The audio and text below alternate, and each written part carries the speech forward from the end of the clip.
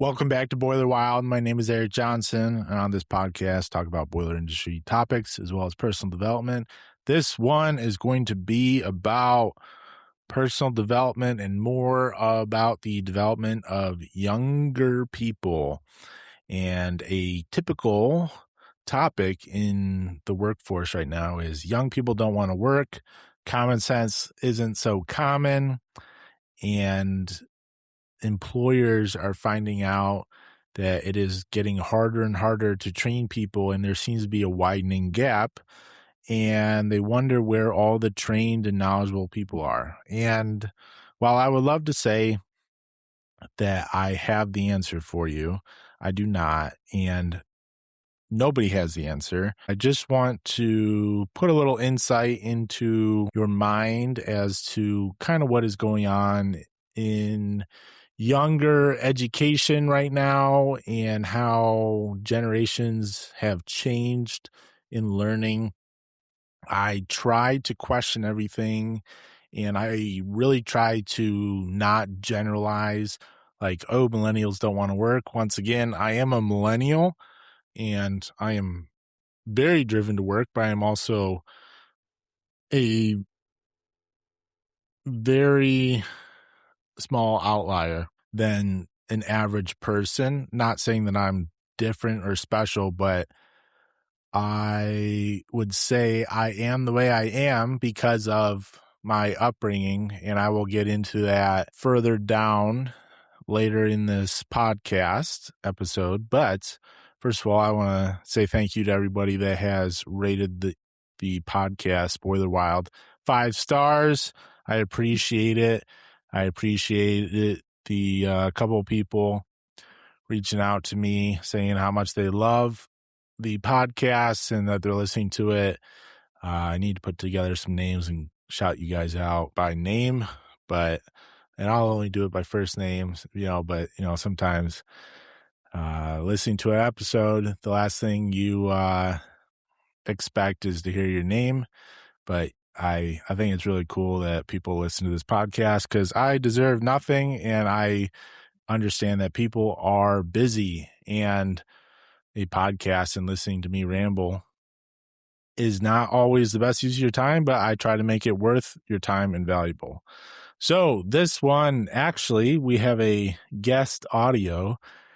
She does not know she's coming on this podcast. This is just some random person I came across on Facebook, and I'm going to use her audio. She is a teacher. She has a pretty large following, but I've never heard of her before. I don't know her, but what she said in this audio, I agree with, and I will also have some comments about, but this is more insight into why there is a gap in younger people coming into the workforce and how employers need to start thinking differently about the people they are hiring. So I will play the audio and then I will comment on each point she made. I am not the type of teacher that points out flaws in education because that's just not my style. But recently, I've noticed a lot of things that I think are going to be problems later. And I think it's important for me to use my platform to tell those of you who might be a little in denial about things that are happening in education. So I created a list, of course, of problems in students that are going to show their face later, which with us, we see it now as educators because we're with these students every day. But for those of you who are not in the classroom and are not in education, you are going to be bombarded with these problems later. Problems with our students that are going to show their face later. These students do not know how to code switch. These students don't know what's appropriate for what time. Clothing. Students of today think it's appropriate and they are correct for wearing whatever you can think of to school. Some of the students damn near be wearing lingerie to school. I think that's all I got to say about that. Language. There's a way that I speak to my friends. There's a way that I speak to my students. There's a way that I speak to my principal, to my colleagues. These students talk one way and they talk to everybody that way. We're dealing with it now. But when these students come out into the world and want to work for you or are working for you, there are going to be a lot of times where you're going to have to try to save the face of your business because these students don't know how to talk to each other, and they're not going to know how to talk to your customers. Behavior. Some of the students act like wild animals, and they think it's okay. When they come to work for you or they begin to own their own business, they're going to act like wild animals because they don't know what's appropriate for what time. Another problem that's going to show its face later is mediocrity. I'm not sure how it is in other places, but in South Carolina, in the school district that I'm in and school districts I've been in, the grading scale has been lowered. A 60 is now a D. When I was in school, a 60 was an F. Anything below a 70 was an F. A 70 is now a C. A 60 is a D. And the students are okay with earning a D because that's passing. So I think that mediocrity is going to be a problem that is going to show its face later. They're okay with the bare minimum or doing just enough to get by. Conflict resolution. Students and their parents, and I'm just making a generalization, it's not all of them, think that it's okay to cuss everybody out when they're upset or feeling the type of way about something. There's no conflict resolution. There is no interpersonal communication. There is no figuring it out without an argument. This is going to cause a problem later. These same kids who are very argumentative, defiant, you can't talk to them, you can't reach them, just off the deep end, ready to cuss you out. They're going to go out into the real world, at your businesses, at wherever, and going to act a fool when they get upset or they don't like something that you've done. And my last one is basic skills. That's going to be a problem later. Some of these students, like I said, I'm making a generalization, but the students don't know how to figure things out. They don't know how to come to a conclusion. They want you to tell them the answer to everything. Well, what does this mean? Well, what does this mean? Well, what does that mean? What does that mean? They can't figure it out. And why do I think they don't know how to figure things out or come up with answers on their own? I really think that not implementing reading programs in school anymore has caused that. Not being able to read or not making it a requirement to read is causing more problems than a little bit. I feel like reading taught me a lot of things. I learned how to write, I learned vocabulary, I learned anything that you could think of, I learned how to do because I read books for leisure, not because I was forced, but I liked to read.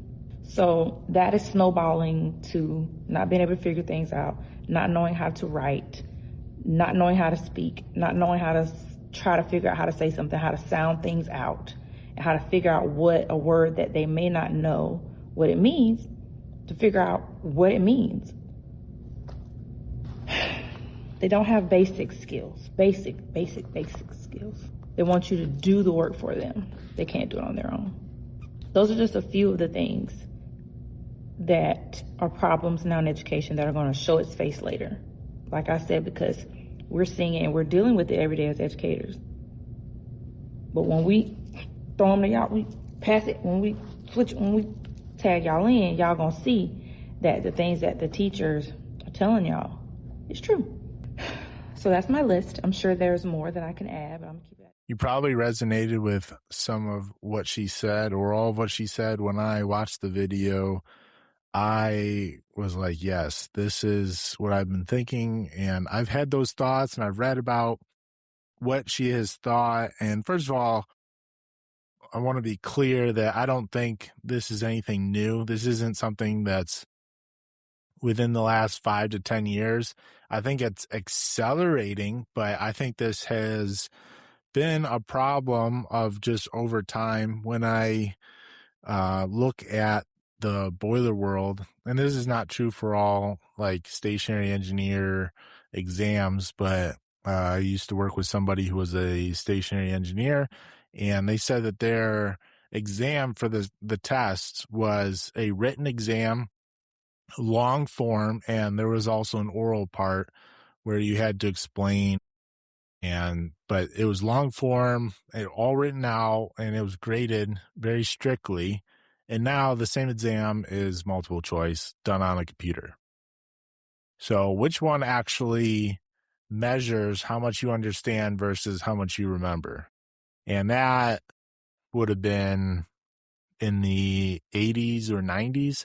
So this is not anything new. And that exam portion, and we also see this with standardized tests for getting into college, like the ACT, SAT. They're more about what you remember, but they're also about how much you understand. And it can kind of come into play of, oh, well, I'm not a good test taker. But at the same time, if you don't know the information, then you will probably score poorly, no matter how good or bad at taking tests you are. But that is not the goal in the boiler industry. You have to be able to solve problems, and you have to be able to process information. So let's go through what she said. The first point, code switching, professionalism. So code switching is essentially like, hey, I'm out at recess, I'm playing with my friends, yelling, screaming, doing all this stuff, and then you walk back into school, and then you understand, all right, I'm in a school, I'm supposed to be quiet, I'm not supposed to be yelling and running in the hallway, and I'm supposed to sit down in my classroom and be quiet, raise my hand to talk, not discussing with my friends about recess or other things. It's time to learn. And that's code switching. And that is extremely hard for kids to learn and know how to do. But if they are never taught how to do that, it ends up being that they think that every situation they can just act however they want. And how this relates to the workforce is you may see this as like just people showing up however they want, because there's no dress code, wearing sports jerseys, wearing this, wearing that. A lot of people will say, well, it doesn't really matter as long as I get my work done. But how you dress is how other people perceive you. If you're a service technician, you're 150 pounds overweight, and your clothes don't fit good, and they have stains, and your shirt isn't tucked in, and it looks like you dug it out of the laundry basket after it was sitting there for a week, and there's wrinkles in your pants, in your shirt, and your boots are not tied, and the tips of your boots, the toes, they're all cut up and missing, and maybe some laces are broken, and you're like holding your boots together with zip ties, and you forgot your belt, so you made yourself a rope belt, or you don't have a belt and your pants are slipping down and you're trying to pull them up all the time, and you wear a hat that should have been replaced 5 years ago. That says an image to your customer. Like that is a nonverbal communication of, well, I don't really care. Theoretically, if we're in a perfect world, everybody's non-judgmental, it wouldn't really matter. However, I will tell you this. We're not in a perfect world, and people judge, customers judge. If you show up, you're fit. I'm not talking like you're a CrossFit champion, but you're fit in the fact that you're no more than like 50 pounds overweight. You can have a little fluff on you, but you're not rolling outside of your clothes, and you're not huffing and puffing after you just walk up one flight of stairs. Your clothes fit halfway decent. There's not huge stains or rips or wrinkles in them. Your boots are in halfway decent shape. They are tied. You have a haircut. You have a fresh hat. Hats are relatively cheap these days. There's no reason to wear a hat for like a year sweating in it. Get a new one. Every company almost provides hats. Get a new one. Look fresh. Look sharp. Clean your fingernails, trim up the beard, but That is nonverbal communication to your customer. Also, if you're a service technician and you're going to a meeting or doing something else that doesn't require getting dirty, wear polo, wear something else. How you're perceived is how people will judge you. If you show up to a business meeting looking like you're a service technician, people are not going to respect your opinion. And once again, you could say, well, that doesn't matter. Well, it's not a perfect world. If you show up looking sharp in a polo or even a sports coat, they'll say, oh, what do you do? Oh, I'm a service tech. And they will probably be shocked because you don't look like a service technician, but they will not admit it out loud, but they will value your opinion more just because you look sharp. Once again, if you are taking advice from somebody who is supposedly a multimillionaire and they're showing this giant lifestyle and all this stuff, and then you're like, hey, come over to my house, do all this stuff, and they show up in a 1985 Honda that looks like it's about to die in your driveway, there's oil leaking and all this stuff, you'd be like, what's going on? Like, I thought you could afford a halfway decent car, and then you would instantly judge them. People judge each other for how they look and how they dress. Code switching. Once again, you see this at the airport. People wearing pajamas at the airport. It looks like they rolled out of bed and they bring their pillows and they just lay out everywhere at the airport, and they act like they're not out in public in other people's spaces and respect other people's spaces. Oh, well, I need to travel comfortably. It shouldn't matter how I look. I don't dress for anybody else. Well, there is this certain unwritten rule of respect and standards in society that you should not show up smelling. You should show up showered, look halfway decent. And I'm not saying you got to wear a suit, but don't look like you roll out of bed and wear your pajamas out in public, especially at the airport.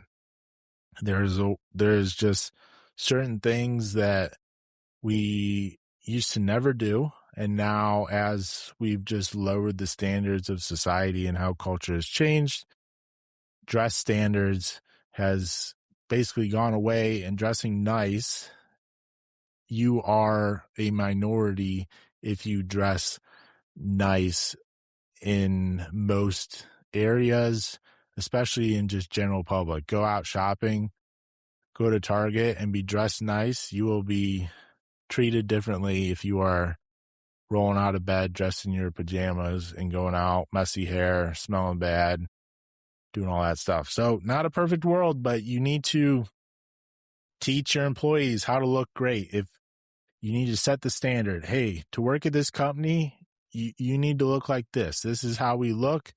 This is how we talk. This is how we address customers. This is the standard, and outline the standard. The biggest mistake employers will make is they assume employees will know the standard. You have to make it very clear. Hey, we want you wearing this for this occasion and this for that occasion, and you should always be wearing this. We don't want you to wear jeans for, this. Like, all salespeople don't wear jeans. You can't wear shorts, yada, yada, yada. But don't assume that people know how to dress well. And once again, people say, well, I can't afford dressing. One, you don't choose to afford. And two, there are plenty of ways to dress nicely without spending tons of money. I obviously don't get designer clothing, but a polo goes a long way versus a t-shirt that is faded, worn, wrinkled. It makes a difference. People will perceive you differently, especially like you put on a halfway decent looking watch, you put on some halfway decent looking shoes, you're groomed, look sharp, be sharp, and also look good, feel good. That's totally a thing. You go to a wedding, you dress up in a suit, maybe you're with a significant other and you look good, you feel good, you take a selfie, take a selfie at the hotel, take selfies at the wedding. You're like, man, I feel special, feel this. Yeah, it's the only thing that changed is how you dressed up and how you carry yourself. If you wear a suit and you go shopping at Target, you will walk differently and act differently than somebody who is wearing their pajamas shopping at Target. Same thing is in the learning environment, training environment. If you show up and you're just like, whatever, I'm here to train, that attitude is going to be your outcome. If you show up and you're dressed sharp and you're like, I'm put together, I'm here to learn and challenge myself, and you do that in every area of your life, you will get that outcome. The language, they use the same tone and vocabulary with everybody. They don't know how to address teachers versus addressing their peers. And this is kind of playing into the respecting authority and knowing when to say or not say things. And in general, every generation in America has been the, down with authority, reject authority generation. That is a common, typical trend. However, a student, if they're not taught to respect their teacher and talk to their teacher in a certain way versus talking to their classmates and then talking to their parents a certain way, then they will struggle in the workforce. And when students are kicked out of high school and maybe they go through college and then they get to the workforce, if they're held to a different standard and they don't know how to talk to different people, talking to your friends is much different than talking to your boss or talking to a coworker or even your customers. And if you just talk to everybody the same, how you would just talk with the boys in the backyard around the fire and drinking some beers, is probably not going to be perceived great. Everybody communicates differently.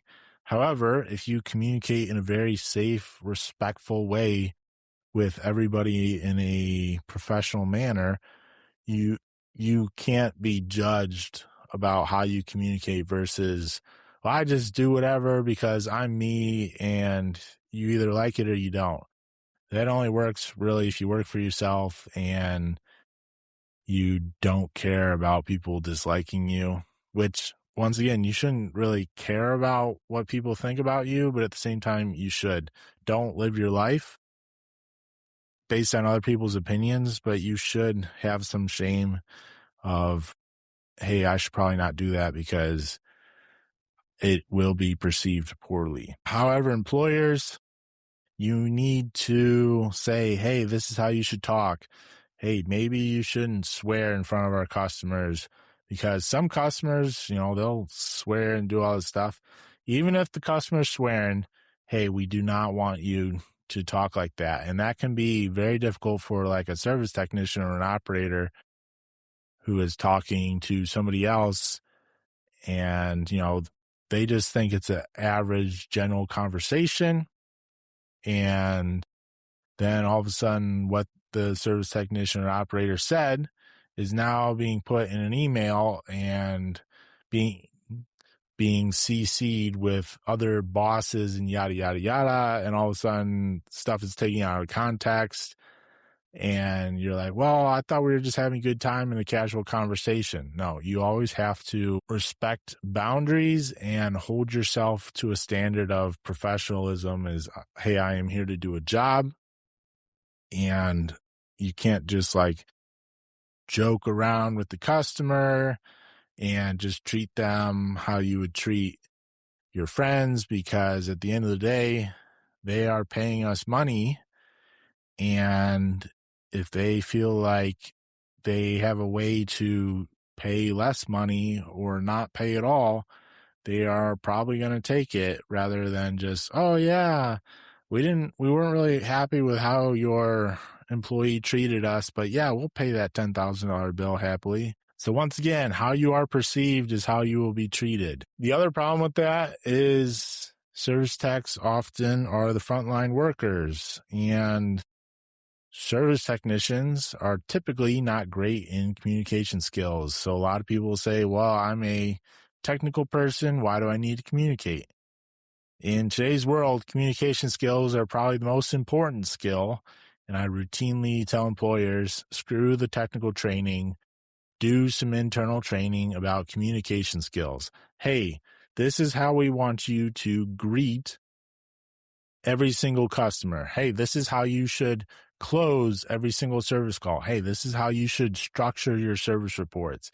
This is what you should say. These are examples of what you should not say. This is how you should write. This is how you should write an email.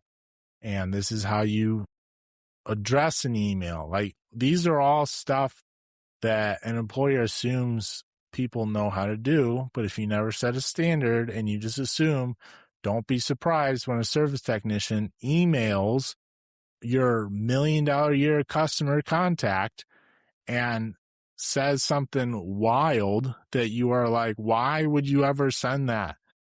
And you are pulling your hair out.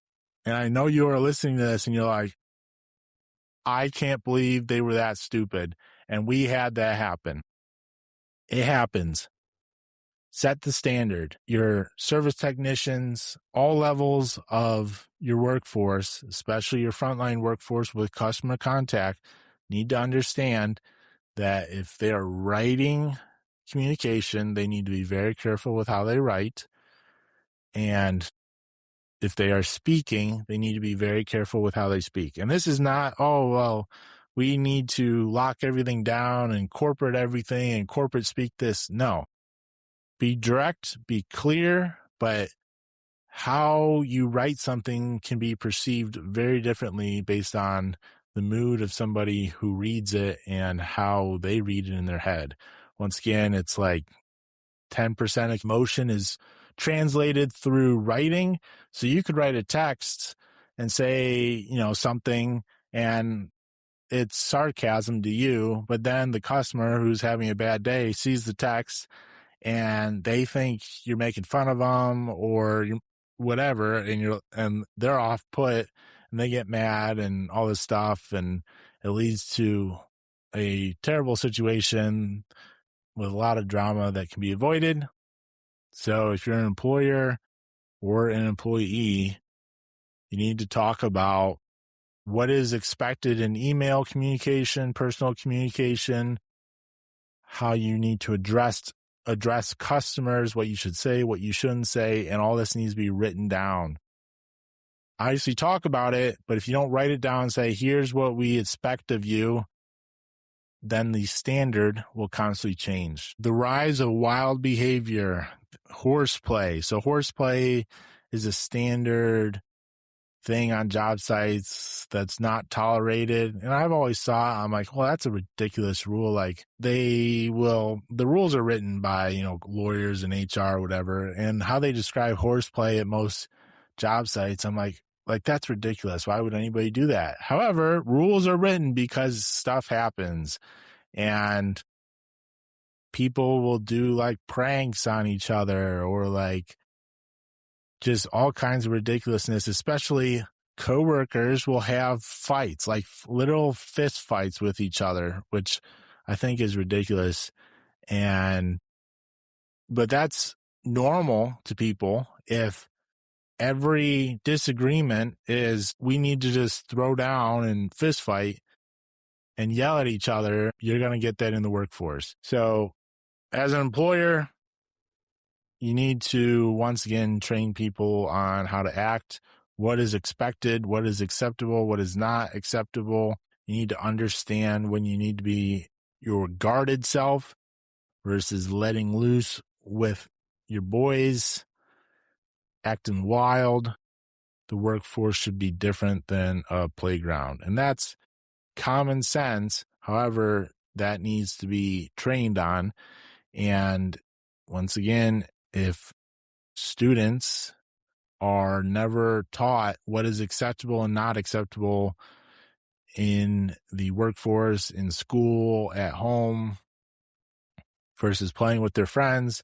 They're going to assume it's all the same, and you are going to get that outcome probably at the worst time. And if you ignore behavior, just know probably worse behavior is also happening. Another thing with this is some people just can't be saved. Sometimes the gap is too wide to train somebody on how to act, and you just kind of have to fire them, let them go. Obviously do it with love. That's a hard conversation, but some things cannot be trained out of people. And as an employer, you just don't have time to work on somebody long enough, and they need to do it themselves, just not on your dime. And you need to understand what those behaviors are. I don't have a list of behaviors like that, but if somebody, maybe a service technician, will just cuss out a customer or throw something at a customer, that is probably not a behavior that can be trained out of them. I've been mad at customers before.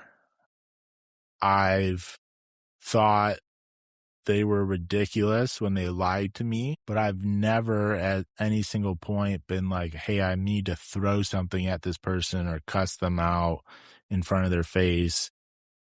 The only time that maybe that would be acceptable is if somebody cut off my lock on a machine that I was working on. I would probably yell and scream at them because that is a serious incident.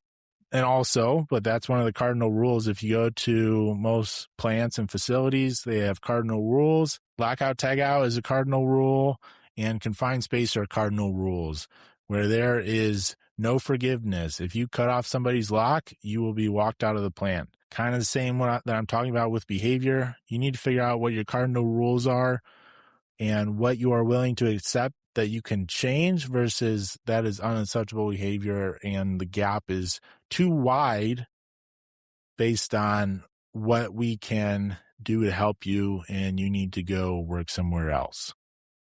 But don't be surprised when people don't know how to act, because they may have just not been taught at school or at home.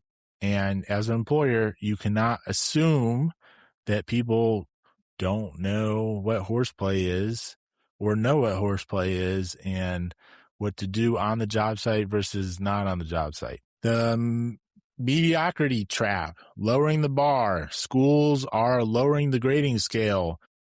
No school is incentivized to fail students. They want to pass students to the next grade.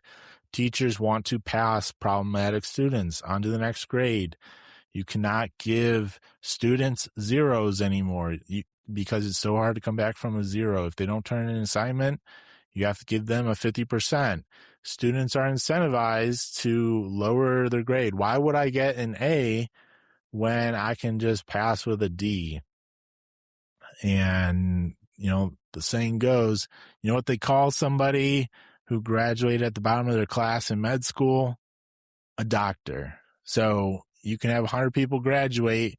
The person at the top of their class is called a doctor. The person at the bottom of the class is called a doctor.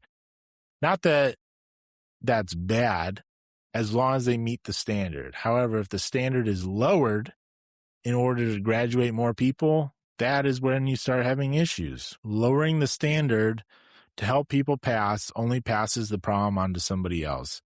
And in this case, schools are passing the problem onto employers.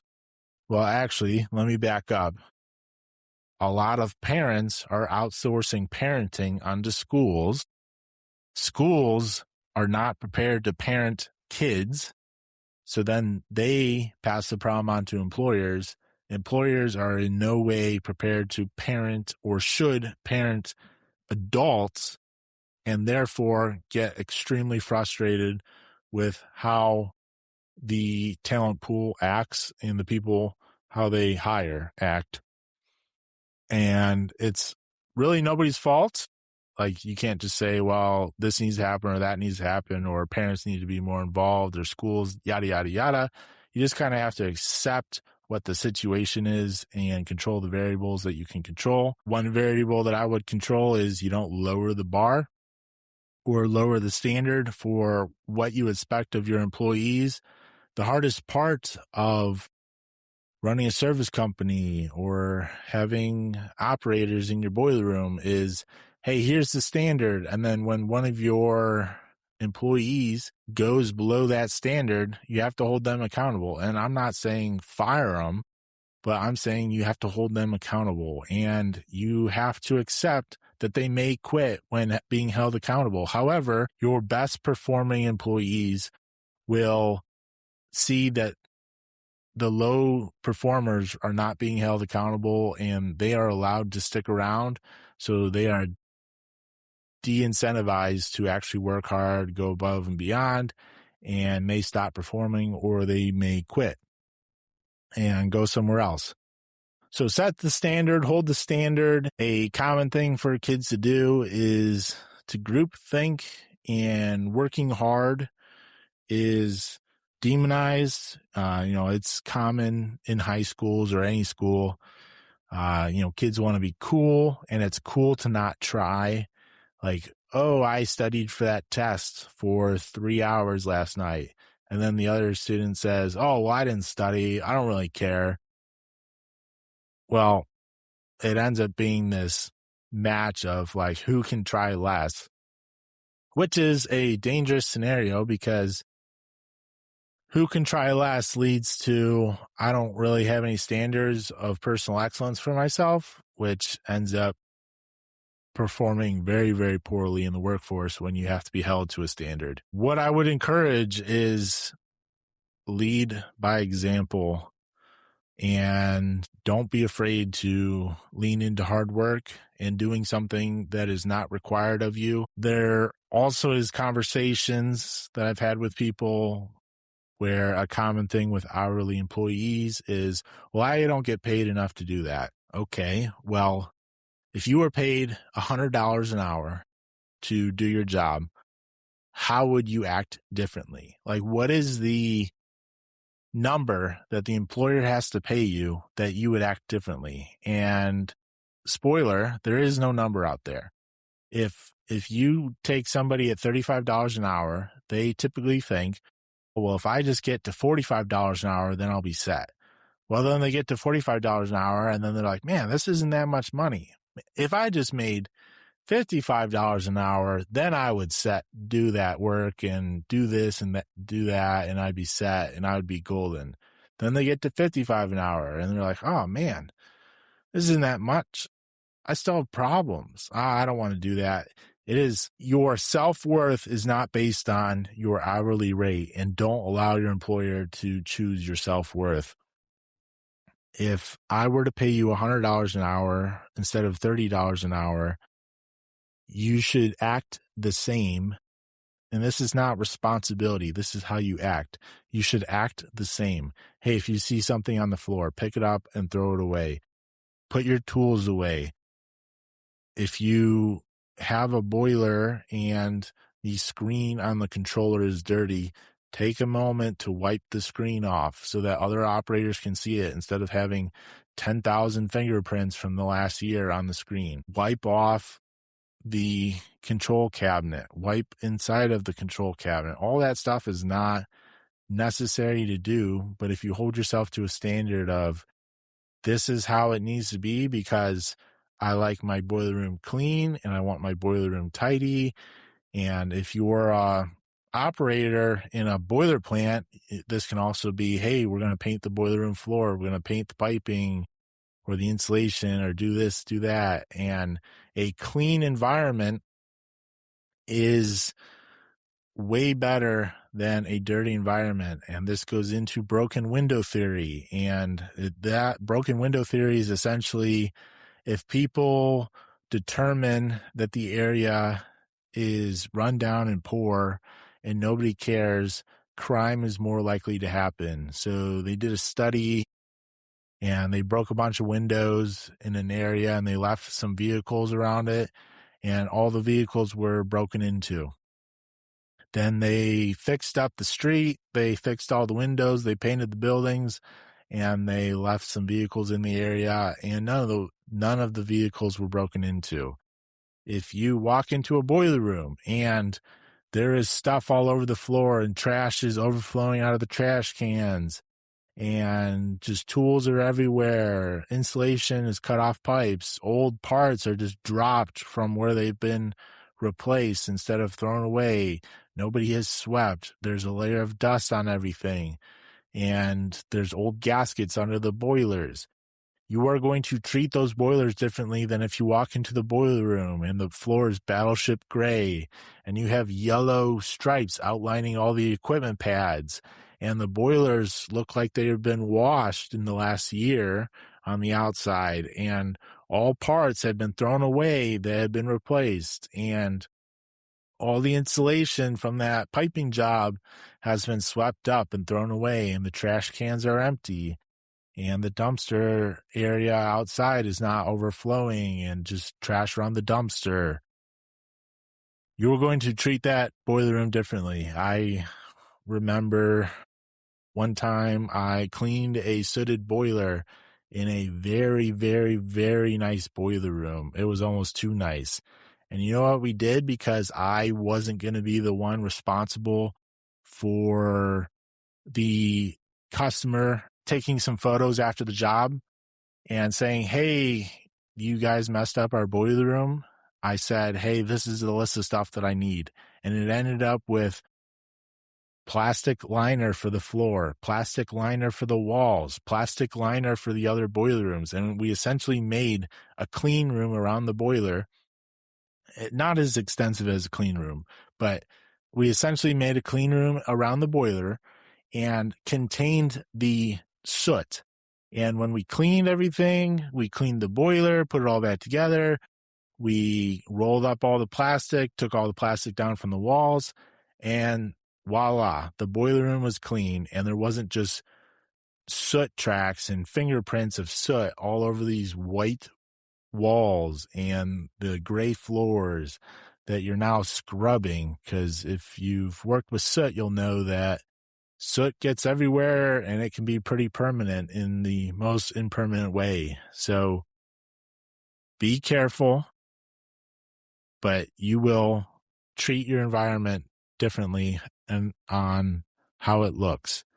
If kids are not taught to have a standard, don't be surprised when they reach employment and don't have a standard. Cuss out culture, zero interpersonal communication. She talked about how you can't disagree with anybody. Everybody is just ready to cuss you out immediately the second you challenge them.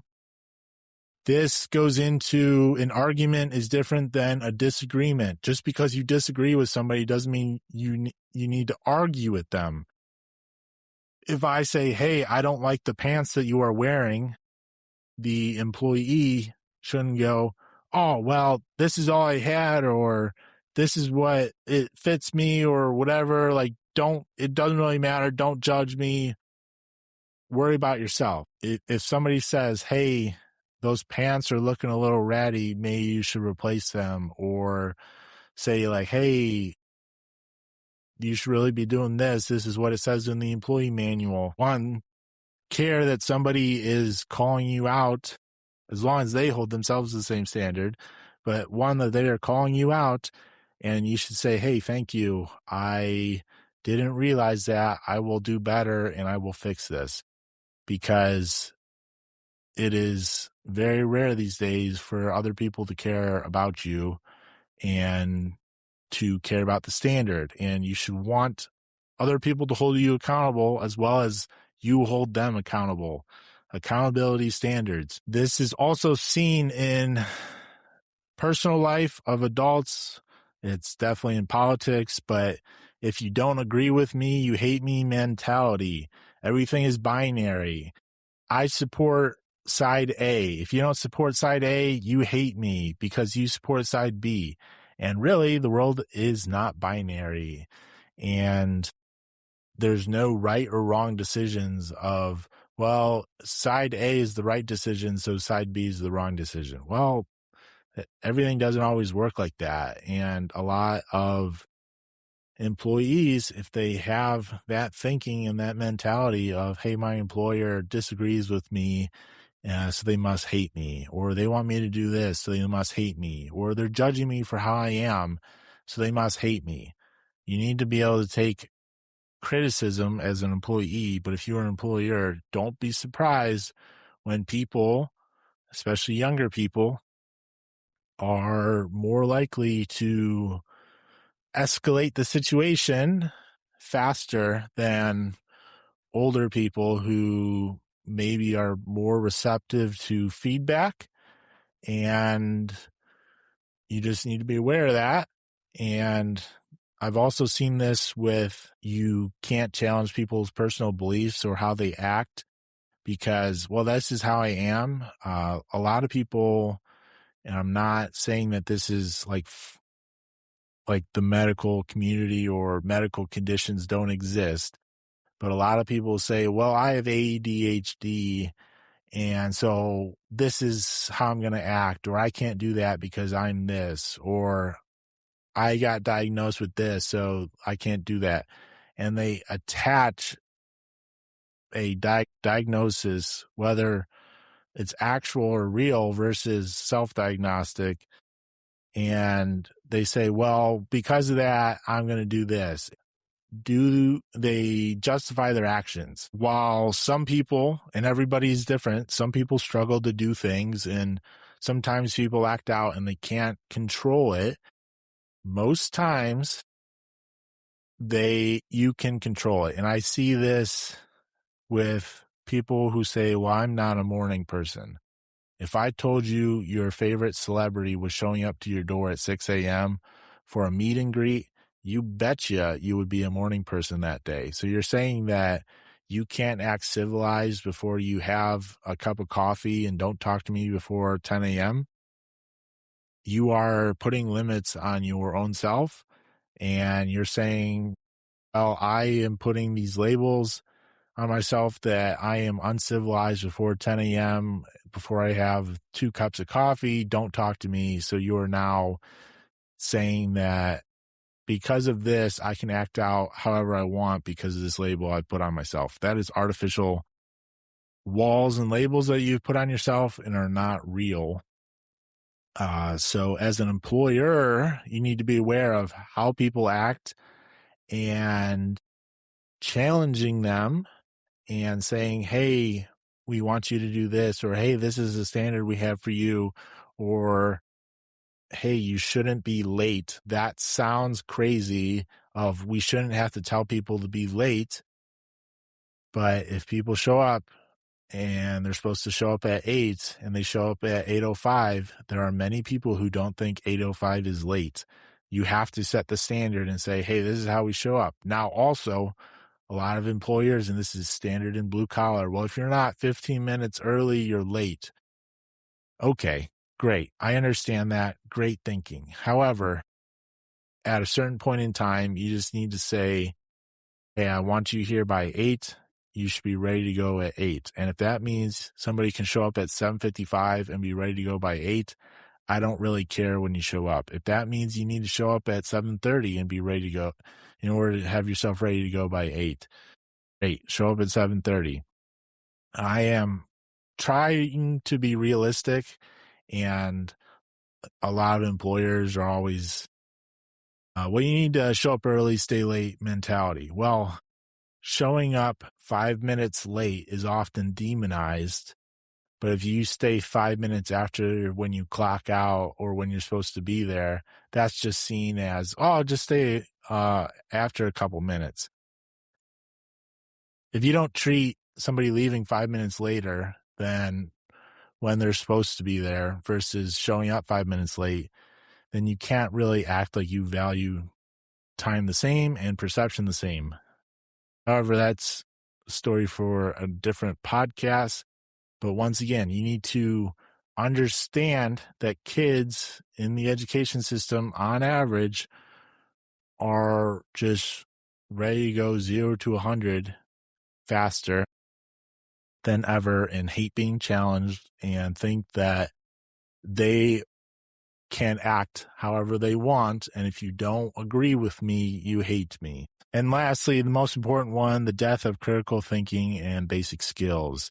The figured out gap is getting wider and wider, and students don't know how to deal with it and to reason. It is very common for employers to say, hey, my service technicians just want to be told the answer.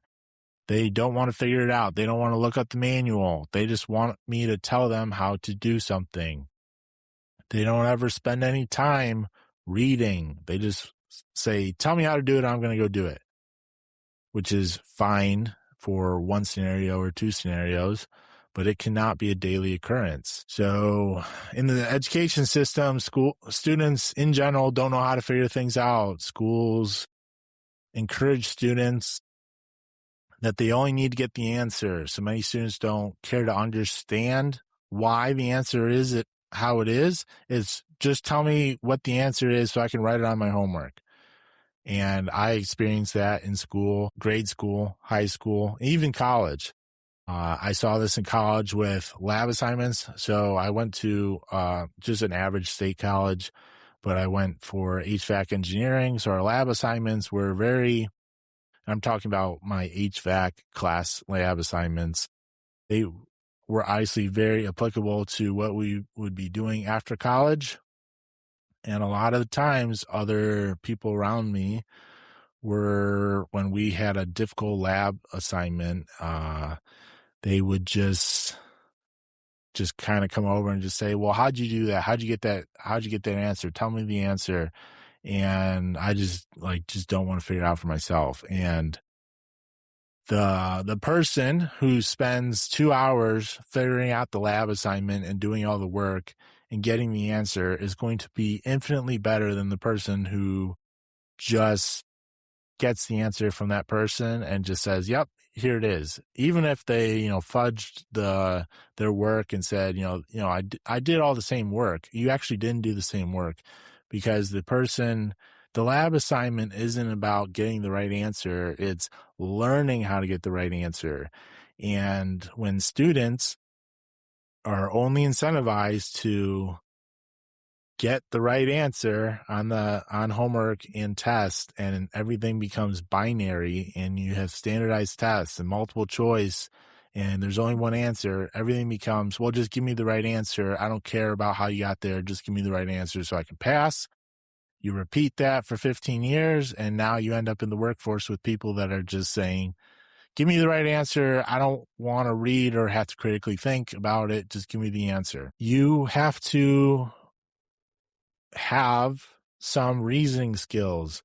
You have to read for yourself. When I was in grade school, I had summer reading incentives, and the teacher in the audio, she said that schools are pulling back reading and students are not reading as much. And I don't know how much reading is done in books versus on tablets or like Chromebooks. I know more schools are integrating electronics into the classroom. I was a little too late for that side of it.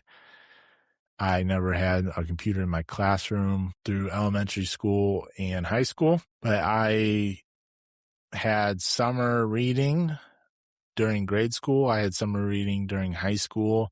In high school, I had to read The Best and the Brightest, and it's about a book about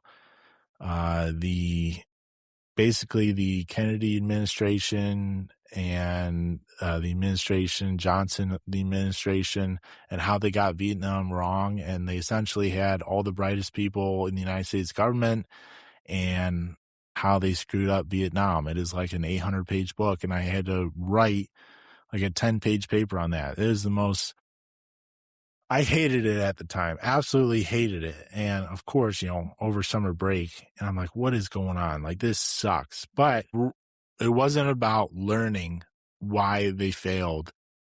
That's not really the core of the assignment. The assignment is, can you reason and produce thoughts of your own from reading this 800-page book and writing a 10-page paper?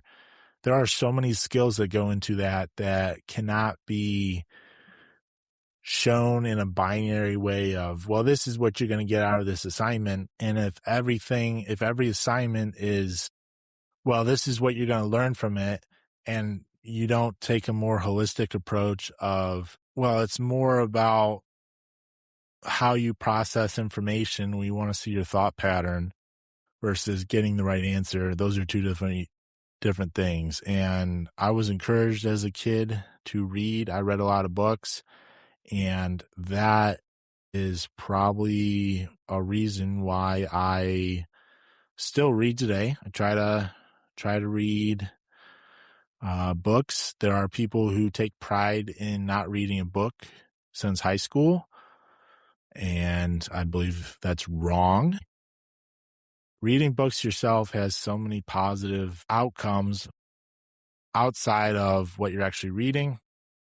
It helps you to think about topics. It helps you to see vocabulary, to see sentence structure, to reason, to have thoughts of your own versus other people just telling you what to think. I don't know how far the common sense gap goes, but people who don't know how to reason will probably not have common sense.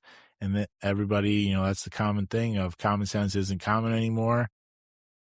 I don't know if I was born with common sense, but I would say from the other people I've met, I have a very high level of common sense. And I don't know how to define that, but if you give me something and say, hey, this is broken, I can see how it's broken, typically why it failed, how to fix it, take something apart, put it back together again without ever understanding why, or somebody telling me the why and how to do it. Like if somebody said, take this engine apart and rebuild it, I could do it. It's not going to be in a timely amount of time as somebody who does it all the time. However, there are people who will say, well, I've never been trained to take this engine apart, so I can't do that. And I don't know if that's a self-limiting belief, but there are also people that I've met and trained who will look at something like a manufactured part and they don't understand how the part was made or why it's designed how it is. And I don't know, I've never been in anybody else's mind or body except me, so I don't know what it is like for other people. But once you understand the why behind everything, everything becomes relatively simple to figure out. It's just a matter of finding the right answer. And in the boiler room, this goes back to, you need to understand the why of the basics. Every single boiler room is the same. However, they all just look different and they add or subtract equipment. Physics is always going to be the same. Steam is always going to be the same. Combustion is always going to be the same. How air moves is always going to be the same. Just the equipment changes and the environment changes. I once worked with a person who thought that they could just memorize every single scenario and then they would be good. It did not work out for this person because there is no way that you can memorize every single scenario. If you walk into a boiler room and you try to memorize what every valve does without understanding, hey, if I close this valve, what is going to happen? What is the why behind that? And you just try to memorize it. Once you go to another boiler room, you will have to rememorize everything. You cannot memorize all information unless you understand the why. Once you understand the why, then you can walk into any boiler room and you say, all right, well, I know the general basics and I understand the fundamentals. So let's figure out the problem. And you look up the details and you figure out the problem. This is common in the service world. When I was a service technician, customers would ask me, hey, have you ever worked on this equipment before? And I'm like, well, I've never worked on your boiler, but I've worked on similar boilers and I've worked on this model boiler in other boiler rooms. They're pretty much all the same. I'll figure it out. And at the end of the day, I figured it out and they're like, wow, that's pretty good for somebody who's never worked on our boiler before. It's like, well, yes, it's because I understand the fundamentals and the basics. and can look up all the details in all the manuals. And going to the manual conversation, I'm still trying to understand this one. But if students are not taught how to read and they don't understand how to find the source of information, they are not going to magically start looking at manuals when they get into the workforce.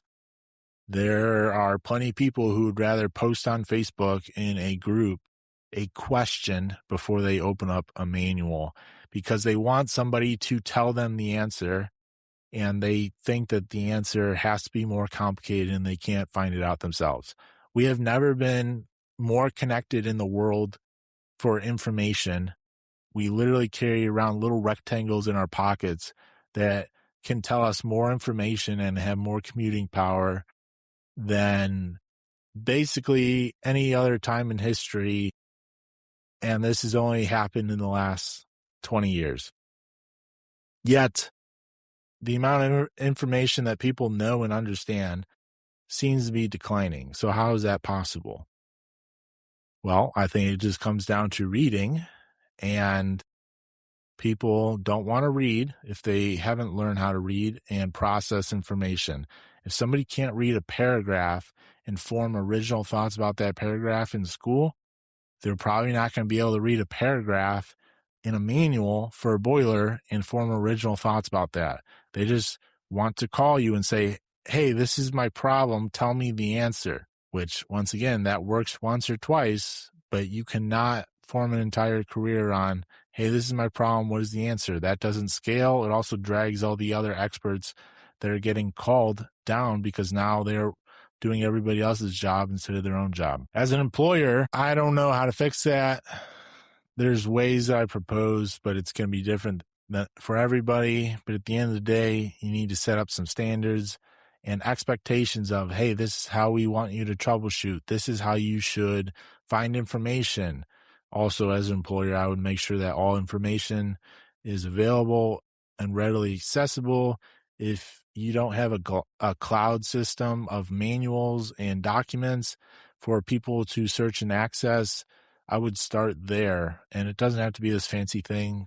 Cloud computing is very easy. Put stuff on OneDrive, Google Drive, whatever for your employees to find. But they shouldn't have to look up manuals on manufacturers' websites every time they work on a piece of equipment. However, that is why I was very successful as a service technician in fixing equipment, is because if I didn't know how to do something, I am looking up the manual. I also looked up the manual on equipment that I had worked on all the time because there were details that I didn't quite remember or wanted to double check, and looking up the manual and getting it right the first time is way easier than calling somebody or having a call back or assuming or guessing. So if you figure out the manual part, let me know. I want to talk about it. I'm very open to conversation about that as far as getting people to read manuals. I am interested to learn.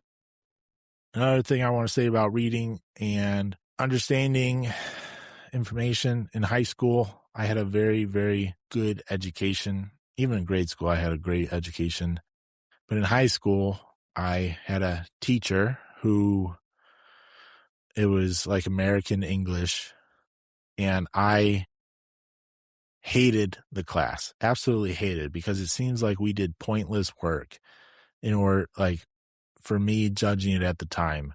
Yet, looking back, he is my favorite teacher because he taught me how to read and write and to process information. And we would read like Henry David Thoreau and Emerson and read all and Shakespeare and poetry and all this stuff. And you would have to process and say, what is the author talking about? And like, what does this mean? And also write your own poetry in the poetry format and all that stuff. And all that stuff seemed pointless at the time, but it taught me so much about forming my own sentences and how to write and how grammar works and all this stuff.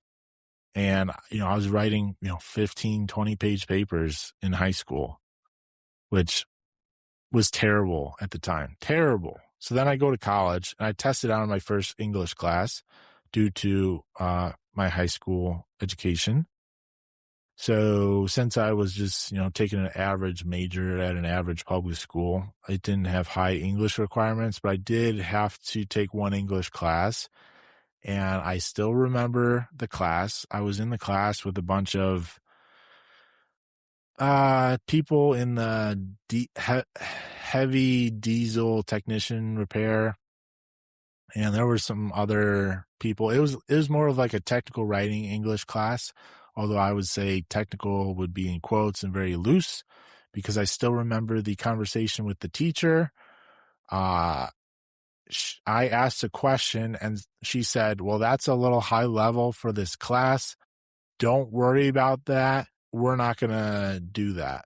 And I was like, "Oh, all right." And very quickly, I figured out that it was men among boys in this class. And there were people in the class who had never written a paper longer than 2 pages. And when she asked us to write a 5-page paper, they were freaking out. And the level of their writing of everybody or most people in the class was shockingly low. And I scored 100% in the class. I never missed a point. Not because I'm great at English and great at writing, but because the standards of the class was so low. And that was all just set by the teacher. And that was a shocking, eye-opening experience for me, because up until college, I thought everybody wrote 15 to 20-page papers in high school. Like freshman year, in the first semester, I was writing a 10-page paper in high school and basically told, figure it out. And I didn't realize how rare that was till I got to college. College, I still remember another story. My junior year, a little bit higher level HVAC classes, I was in a technical writing class, I believe. It wasn't technical writing, but the first segment had a focus on technical writing. It was more specifications class of you need to be able to read specs for HVAC for buildings and understand them. So the building, we would go into the mechanical room and you had to write basically sequence operations of how the entire building worked and all the mechanical equipment in a technical writing aspect. And the teacher was very, very clear in their directions and said, this is what I expect. This is where I want your name. This is how long it needs to be. This is how everything needs to be done. Very, very, very clear. And it was basically he had very high expectations. And then he also said, hey, if you have 3 errors, I will stop grading your paper. You will lose 20% and you will need to return it in. So if somebody had 3 errors, he would turn it back into the student, and the highest they could score from that point was 80%. And so I wrote the technical writing part, and once again, it only ended up being 2 pages long, and I spent a bunch of time on it. And then I went to the college writing center and had 2 tutors look at it and edit it with me. And I rewrote it and made it as perfect as I can, rechecked with the requirements, and made sure I checked all the boxes, turned it in, never thought anything of it really. And then the teacher grades them all, and we're sitting in class the next week, and he's like, only one person passed this assignment. And I was like, oh shoot, we're cooked. And he goes, oh, it was me. And I was like, wait, me? I was the only one that passed? And he's like, you were the only person who didn't have more than 3 errors. And I didn't have any errors. So I got 100% on it. And everybody else had more than 3 errors in their technical writing. And they had to revise it and turn it in again, but none of them could score higher than 80%. And when I read and looked at some other papers, because the teacher was going through examples I was shocked by what people wrote and or how they formatted and didn't follow directions. And it was very eye-opening to the standard of how other people operated versus how I operated and wrote, because the teacher was very clear. And the whole point of the assignment was, hey, you're going to be getting into contracts in the workforce. You are going to have to do this and have to do that. And your customers are going to be very specific about how you do things. You need to do it their way, and you have to format your contract and format your bid exactly how people want. And how you write is very, very important. And you have to write in a very technical format in the fact that it needs to be plain English, but it needs to not ramble and be very clear about your facts and how they're presented. And he was showing examples on the board, and people had 3 errors in the formatting at the header of their paper, and he didn't even start reading the paper. Or people had 3 errors in the first sentence of the paper. And I'm not talking like, oh, they missed a comma or whatever. Like, they didn't capitalize the first word of the paper. They had wrong spelling in the paper, so they just misspelled a word. And it really opened the eye. Like, there are people who got like a 30% on that assignment and turned it in like 3 times because they couldn't follow directions and they couldn't take it seriously the first time. And that assignment, I thought was like, it was kind of out there, but looking back, and like that teacher, he was very strict on how he taught. Not that he wasn't like a fun guy. He was super fun, actually. Like, we all went water skiing on his ski boat, which was an awesome time. Like, he was great to talk to and everything, but he was very strict about, this is what's going to be required of you in the workforce, and we're going to practice that, and you need to do it right the first time. And that's what I learned from that assignment, and basically how to technically write. And then now in the workforce, it is acceptable to most service technicians to just write on a service report that the company is going to charge $2,000 to the customer. Found part broken, fixed part, boiler running. I left. Okay. That's not really technical writing. How can you sum up 8 hours into one sentence like that? And it's not even a full sentence. Once again, it all boils down to employers teaching their employees, this is the standard, this is how we want you to do it. It all needs to be written down. You can't just assume. But wrapping this whole thing up, the education system is failing Americans, and I don't know what to do about that. And I don't believe the whole conspiracy about, the government or education system is designed to make worker bees, yada, yada, yada. I just think it is how it is, and human nature is running its course. I don't think it's best to worry about what should be happening. Employers just need to worry about what they can control and do. So number one, you just need to be smarter about who you hire.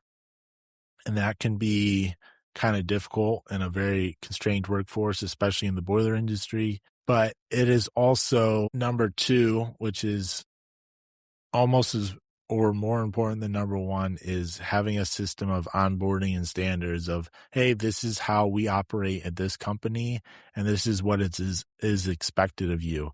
And if you assume nothing and you say, hey, if you're supposed to be here at 8, we want you here ready to go. You should be ready to go to work at 8. You shouldn't be showing up in sneakers and have to tie your boots and get your boots out of your truck or be changing your clothes, all that. Like, if you want to do that and show up a little bit early, but we expect you to be ready to go at 8. All that stuff. Never assume it. And if you just have a random conversation with people, it is not a standard that is like broadcast across the entire group. It should be, within the first 90 days is really how people define success at a company.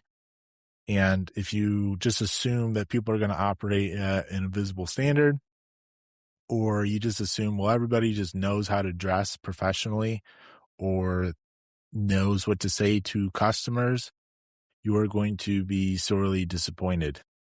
And at the end of the day, no matter what you do, you can never avoid mistakes, but you should always want to improve and be better as a person, as an educator, as a former service technician, as somebody who had a great upbringing, great education.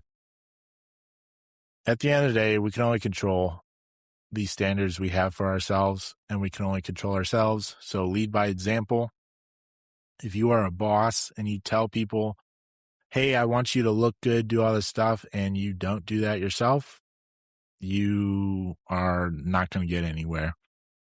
So lead by example, strive for personal excellence. That is wild.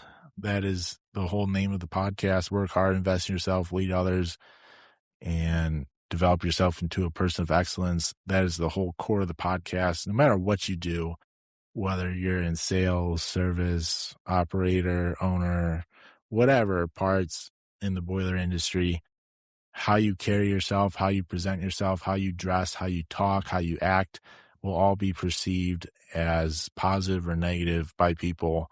And you will be judged by that, whether that is right or wrong in a perfect world, but we are in an imperfect world.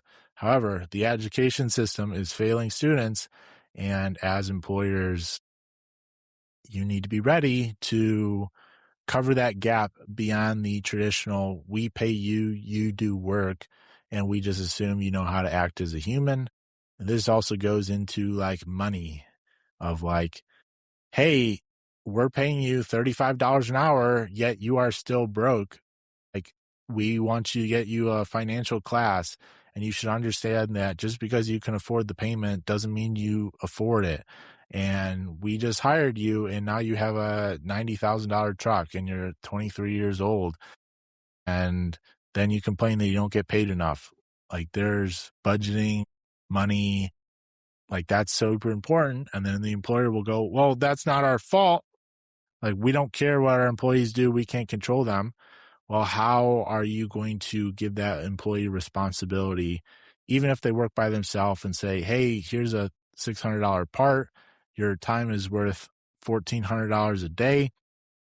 You need to be mindful of the $100,000 truck we give you and the $40,000 of inventory on it and the tools and all this stuff. If the employee doesn't understand how that money is made and where they fit in the cog, they will just believe that paychecks show up every week or every 2 weeks magically, and their actions have no outcome based on their paycheck.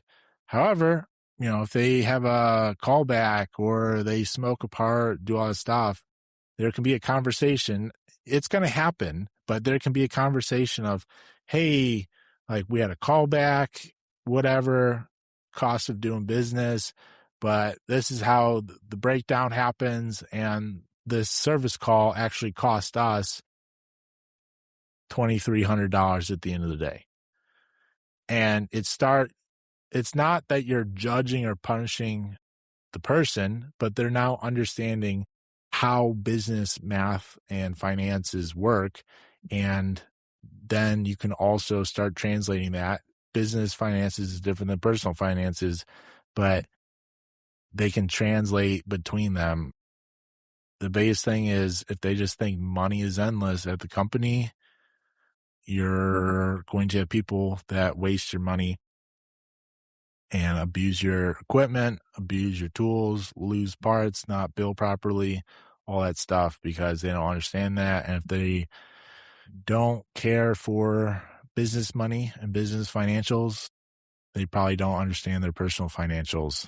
So that's what I have about that. Lead by example. Be a leader. We need more leaders. And you don't have to be in a traditional leader job title, job role in order to be a leader. You can be a service tech and be a leader. You can be a stationary engineer and be a leader. Show up for yourself every day. Show up for your family. Show up for your kids. Lead at home. Lead in your workplace. And if you are an employer, just be mindful of the gap of interpersonal skills that students may or may not have coming into the workforce, whether they went to college or not. That gap is widening every day, and you need to be prepared to overcome the gap and recognize when the gap is too wide to overcome and let those people go because you cannot support them. So hopefully this is a little bit of a longer podcast I normally do by myself, but hopefully these are some things to talk about among yourselves, among coworkers, especially at home. If you are married, have a spouse, have kids, how you show up for your kids, regardless of where they go to school, how you show up for your kids and what you do at your house is how you are going to raise your kids. If you are absent parenting and your kids eat poorly and act poorly and don't have respect for authority and act wild, don't be surprised when they do that when they're 25 years old.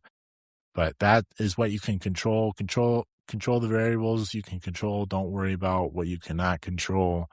Don't make excuses and stay wild.